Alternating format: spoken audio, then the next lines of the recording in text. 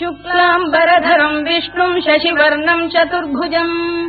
प्रसन्नवदनम् ध्यायेत् सर्वविघ्नोपशान्तये व्यासम् वसिष्ठनप्तारम् शक्तेः पौत्रमकल्मषम् पराशरात्मजम् वन्दे शुकतातम् तपोनिधिम् व्यासाय विष्णुरूपाय व्यासरूपाय विष्णवे नमो वै ब्रह्मनिधये वासिष्ठाय नमो नमः अविकाराय शुद्धाय नित्याय परमात्मने सदैकरूपरूपाय विष्णवे सर्वजिष्णवे